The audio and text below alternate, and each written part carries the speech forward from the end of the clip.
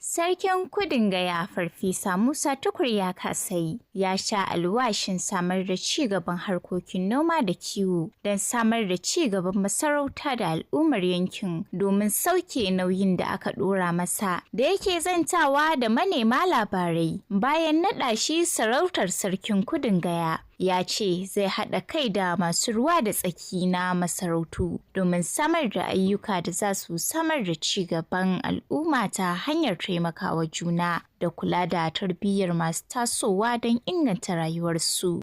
Wannan ya zama wani get together ce. Akwai different interest groups da suka zo business community.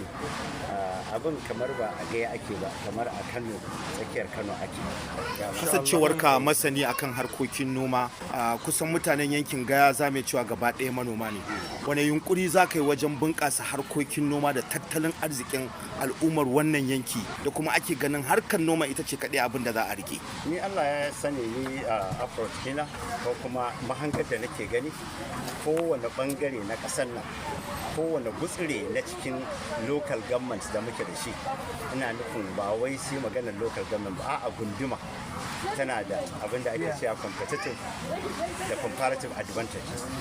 Gaya da gaba ɗaya nan kewayen muna da arzikin noma, kuma muna da dam, muna da wannan kogin Kano River gaba ɗaya ya yi dissecting wannan masarauta tamu. Muna da jiru, muna da kuma irin ƙasar noma, irin balari da nan gaba ɗaya ka kewaye muke da wuri mai albarka na noma. Kuma har yanzu za ka ga ba a maganar Gaya in ana maganar noma. In an tashi maganar noman rani ana maganar kan ƙasar kula da sauransu, wanda kuma nan Allah ya azurta mu da ruwan da kamar ka sa kofi ka kamfato, irin mita kaɗan za ka yi ka samo ruwa da za ka irrigation.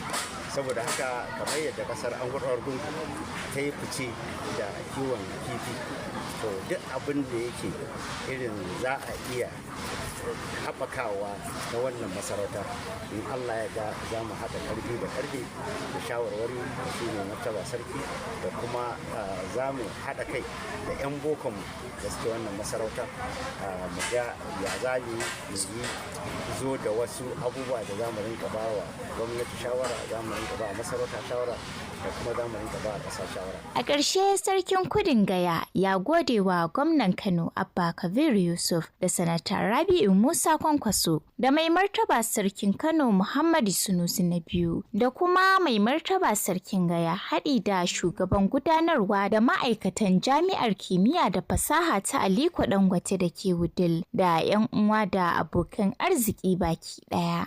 Rahoton kenan. Saudat Idris Abdullahi Mai Harsashi.